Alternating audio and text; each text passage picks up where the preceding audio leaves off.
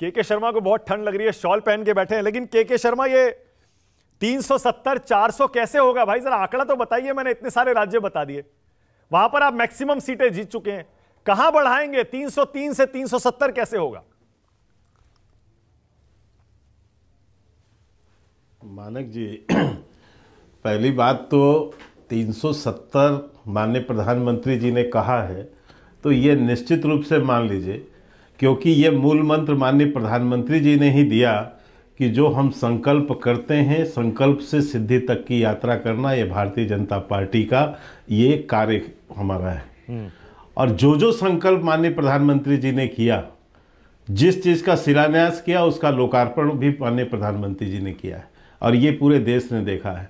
आज यदि इस बात को लेकर संकल्पित हैं कि भारतीय जनता पार्टी 370 सीट जीतेगी, 370 को हटाया है तो 370 सीट हम जीतेंगे। धारा 370 हटाया है तो धारा जो है 370 हम जीतेंगे और 400 से पार एनडीए जाएगी।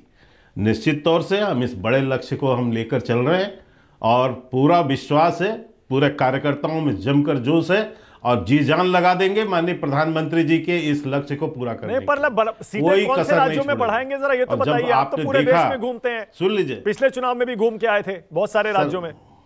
कौन से राज्यों में बढ़ने वाली हैं सीटें? हाँ, मैं तो मानक जी पिछले 3 राज्य के चुनाव में आपके साथ ही डिबेट में बैठा था, डंके की चोट पे बोला था कि छत्तीसगढ़ जीतेंगे। आप मानने को तैयार नहीं थे। मैंने उस समय भी कहा था, सुरेंद्र जी थे मध्य प्रदेश में मेरे साथ ही, मैंने कहा था कि हाँ हम रिकॉर्ड तोड़ देंगे और रिकॉर्ड तोड़ के दिखा दिया कि कितनी सीटें हम लेकर आए। किसी ने कल्पना नहीं की थी वहाँ पर मध्य प्रदेश में। और राजस्थान तो खैर था ही, सभी कहते थे, लेकिन जिस छत्तीसगढ़ को ये लोग मानते थे अवैध किला, उस पर भी आज जो है सर्वाधिक सीट भारतीय जनता पार्टी जीत कर आई, 54 सीटें। और मध्य प्रदेश का रिजल्ट तो आपने देखा ही है, तो इससे आश्चर्यचकित होने की आवश्यकता नहीं है। निश्चित तौर से जिस समय देश के अंदर जिस ढंग से माननीय प्रधानमंत्री जी की लोकप्रियता है और जिस ढंग का डेवलपमेंट का काम पूरे देश के अंदर हमने किया है, और विपक्ष जो केवल नकारात्मकता पर खड़ा है, जिसके पास कोई एजेंडा नहीं, कोई मुद्दा नहीं, सिवाय मोदी जी को गाली देना और मोदी जी को अपमानित करने की सिवाय, तो देश की जनता इसका जवाब देगी। नहीं, आज ये पूछ रहे हैं के शर्मा विपक्ष के नेता, और वो ये कह रहे हैं 370 क्या सोचकर कहा आपने? एग्जैक्ट 370 क्यों बोला? 350 बोल देते, 400 बोल देते, 325 बोल देते। और ईवीएम सेट कर लिया इसीलिए कर दिया 370 का। नहीं, आपको याद होगा 2019 में हमने 300 सीट की बात की थी मानक जी, तब भी यही प्रश्न उठ रहे थे कि 300 सीट कैसे जीत जाएंगे।